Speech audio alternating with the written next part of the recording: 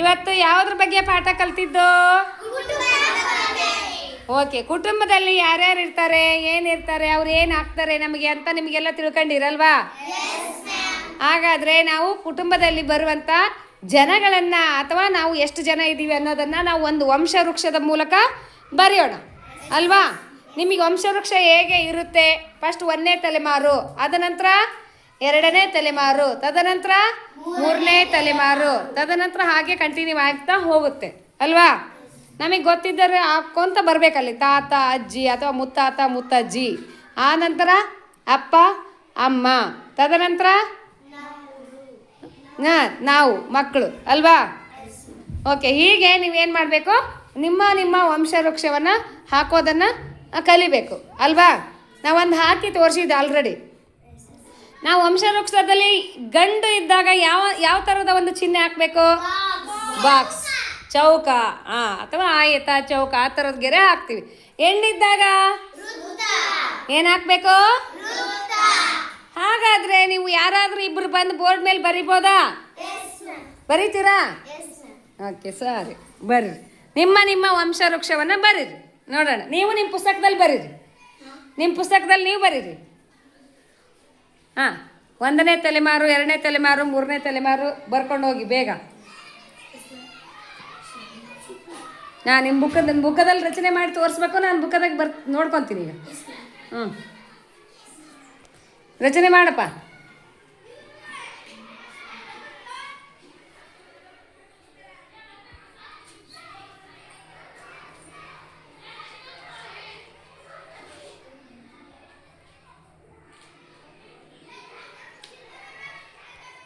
Okay, ರಚನೆ ಮಾಡ್ತಾ ಇದ್ದೀರಾ?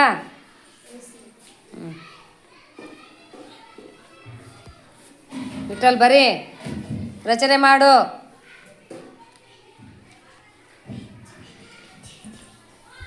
ಬರೀ, ಪೆನ್ನ ಬುಕ್ ಇಟ್ಕೊಂಡು.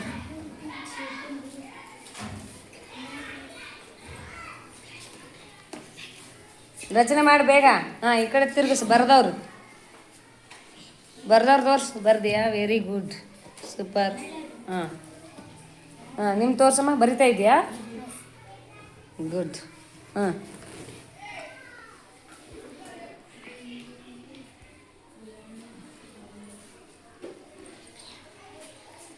ನೋಟಲ್ಲಿ ಮಾಡಿಬಿಟ್ಟಿಯಾ?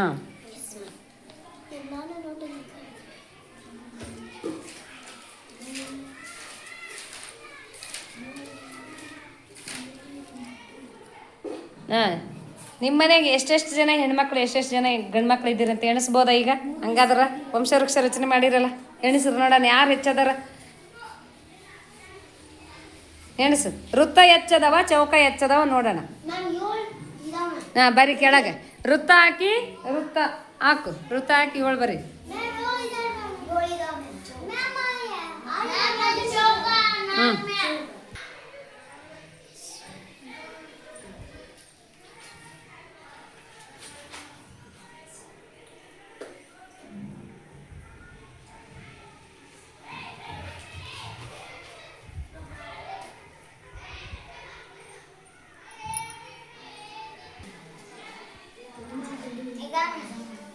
ಬರ್ರಿ.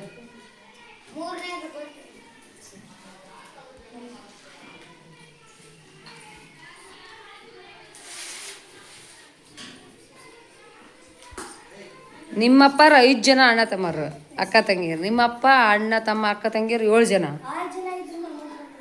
ಓಕೆ ಓಕೆ,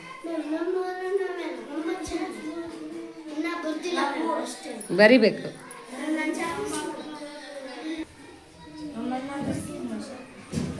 ಬರೀರಿ. ಗುಡ್. ತೋರಿಸ್ಬೇಕೀಗ.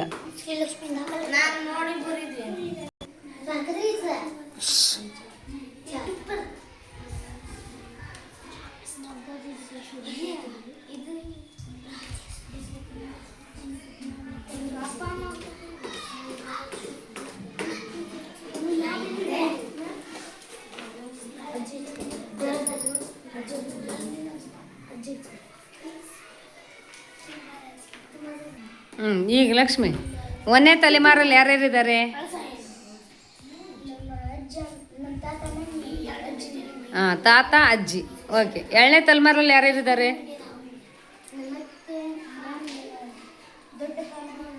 ದೊಡ್ಡಪ್ಪ. ಹಾಂ, ಅತ್ತೆ ಫಸ್ಟ್ ಯಾರು? ಹಾಂ, ಅವರು? ಹ್ಞೂ ಹ್ಞೂ ಹ್ಞೂ ಹ್ಞೂ ರೆಡ್ಡಪ್ಪ, ಅದು ಚಿಕ್ಕಪ್ಪ. ದೊಡ್ಡಪ್ಪ ಅನ್ನೋದು ನಿಮ್ಮ ದೊಡ್ಡಪ್ಪ. ನಿಮ್ಮಪ್ಪ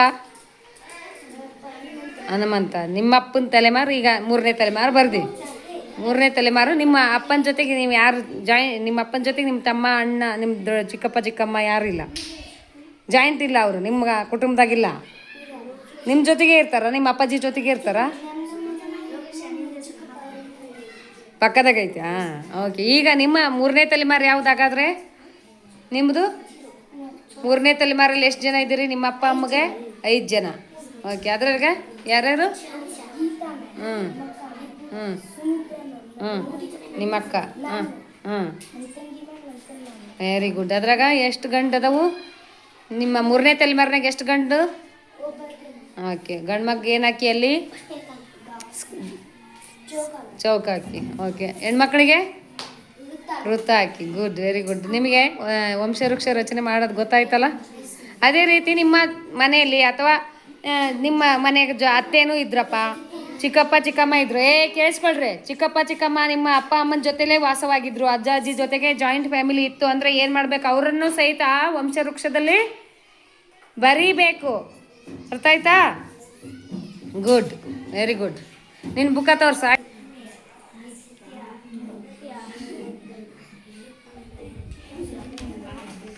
ಶ್ರೀಲಕ್ಷ್ಮಿ, 1ನೇ ತಲೆಮಾರು ಯಾವುದು? ಯಾರ್ಯಾರು ಅದಾರ?